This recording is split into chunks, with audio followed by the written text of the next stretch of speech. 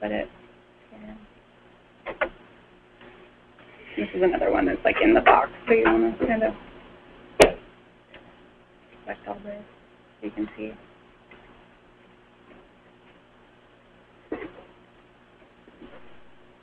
Okay, because I couldn't just drag it up and have it fit perfectly, so I'd want to add a row under here. And then for your country there. And then they don't come in the same size, so look and see that these come in at 8.5 and this one was 11. So you can change the size. Oops, that looks funny. So that's kind of how you add fields. So you can do that to anything. And if you delete one that was on there before, like the master number, yeah, it'll still be on the left side, and you don't have to do the whole XML. As long as it was there before, it will be there again if you want to add it, or if you want to have it in multiple places. If you want to have the customer PO up in the header and then down below, you can have it on the form twice, however you want to do it. So what was it, master number, that I got rid of? Yeah. Okay. That back here. Where did it go? Yeah, it's gone. So I probably just need to insert a row or a column.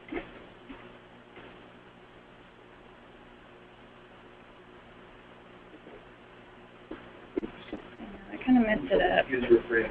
The what? Control Z. Okay, I can just move all this.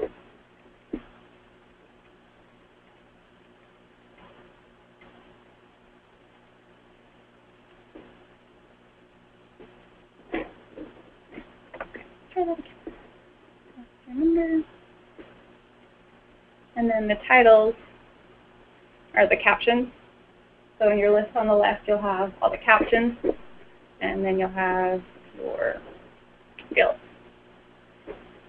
So you want the master number to be up there. Now, if you just wanted to type in a caption, you could do that as well? Yeah, and I did that sometimes because I didn't like the way they named something, like this BO.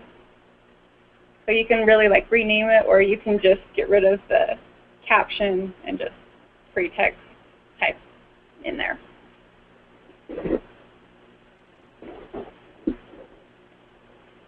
And then if you want to have like the shipping method per line, you can do that. I mean, it's pretty endless. How you do your report writer, you can make it look the exact same way. If you don't want all this stuff up here and you'd rather have that on a line item basis, you can just find the different fields. That's the line item shipping method. The shipping method is probably, yeah, it's from the header. So if you wanted to have the line item shipping method next to each line item, you could do that as well.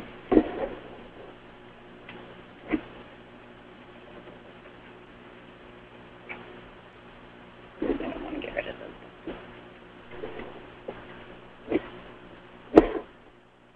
Are there any questions on this part, how to add fields, remove fields? Okay. As on this one, the company address is down on the body of the report, so if you want to utilize space, you might want to move that to your header so that you have more room available if you have a lot of line items on your orders. And then, as we talked about, if you need to have like the payment due and a payment received, you can just add those calculated fields down below.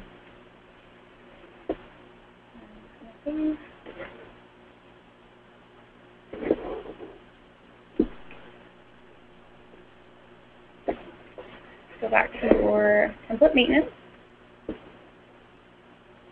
Go to your blank order form. Okay. So now that I used a modified one, I probably need to do the modified version. Okay. Just show one more thing. So now, as you can see, the one I did first was the original report. So now that we've modified it, you need to use the modified report. So you can go to more reports under your sales, and your status being modified, so you can see that that's SONIC modified now.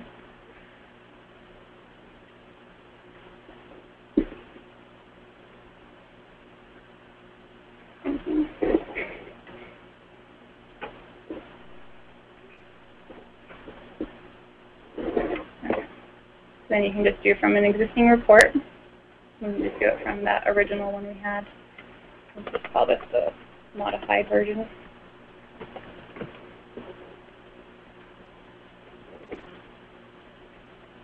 I'll assign this to your company.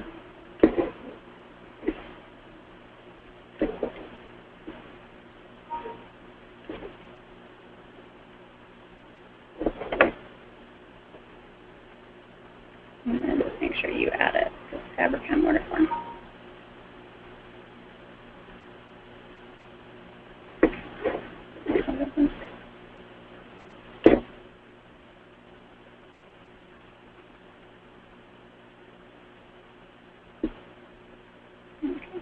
This is the old one.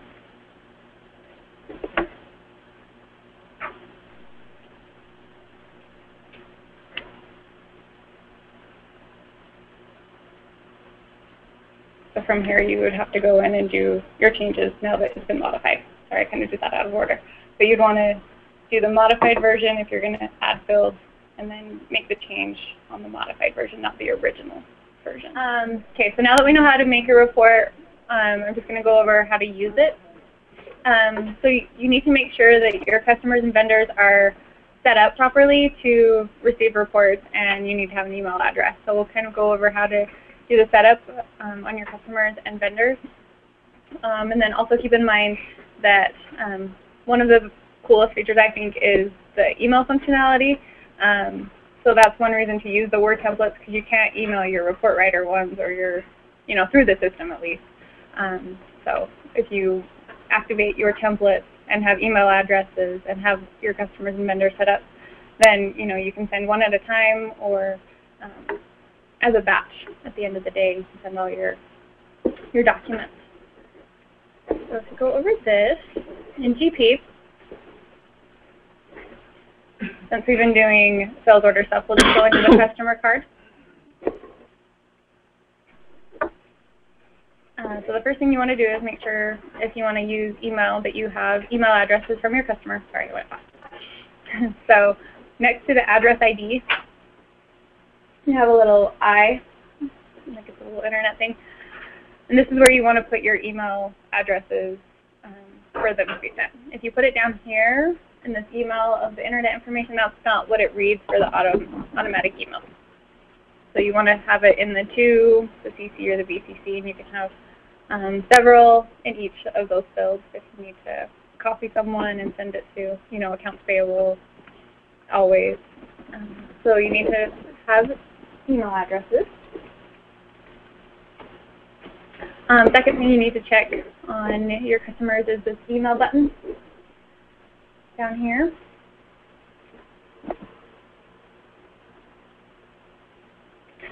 So there's several things you can do. For the document options, you can either send documents as an attachment, or as have it embedded in the body of the message. So I think most people would appreciate it as an attachment, so it's easier to open and view, but you do have the option to embed it. You can also attach multiple attachments for email. So if you have a vendor or a customer that you're emailing 50 invoices to every day, it'd be kind of annoying for them to get 50 emails from you. So you might want to check that box so they get one email with all the attachments.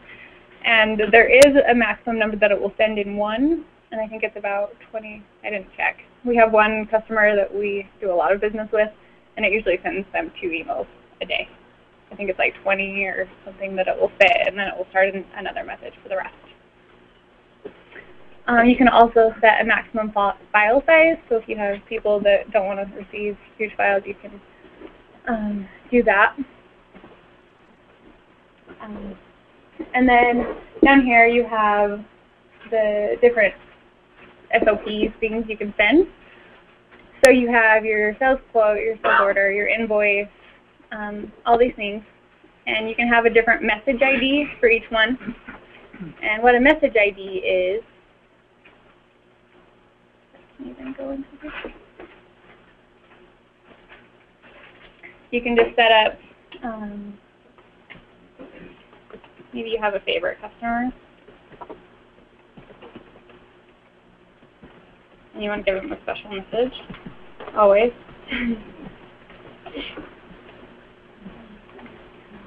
So once you have your message ID, and this is what goes in the body of the message. So when you send an email, this is what appears in the subject line and also the body, so that it's not just blank. Otherwise, they might go like, what is this? And it might go to their junk, or they might not open it. So you can just name a subject and just call it invoice from, since we're using Fabricam, or put your name there. And then you can just write the body of the message. Hello, valued customer.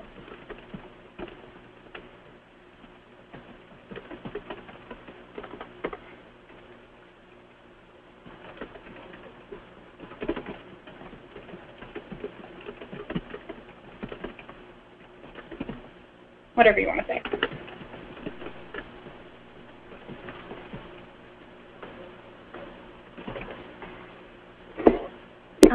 So you can just write your message there, and then if you want your replies sent to a specific person every time or to a generic mailbox, you can select, from your Outlook.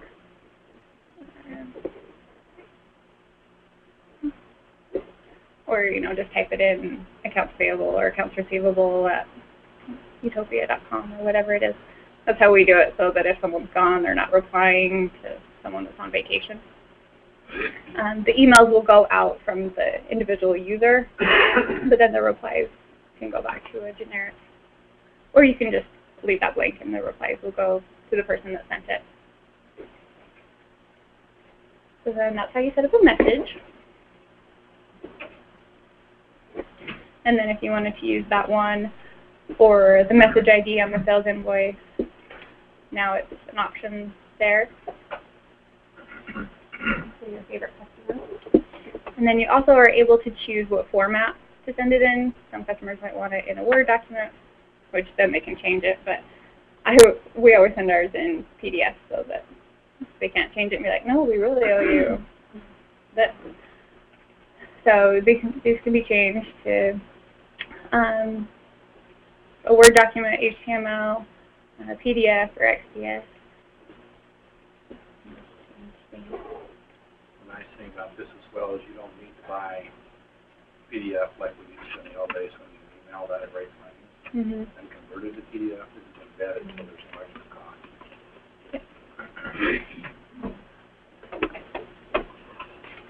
So that's kind of how you set up the customer. Same thing with the vendor. You choose your vendor. If you're sending out purchase orders, make sure that you have an email address for them in the to or the CC. And then have your email. There's less options for vendors. We don't send them as much stuff, but your purchase order you can set the same way as or your vendor remitted to have differently.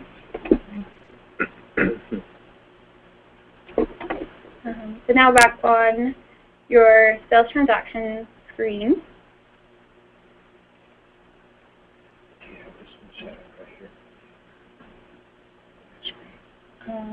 No, because it should just start.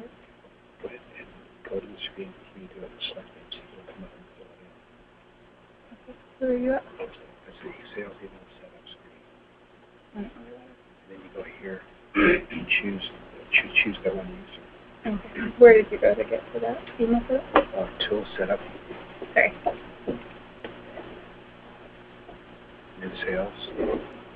And email. Nothing. Then select names.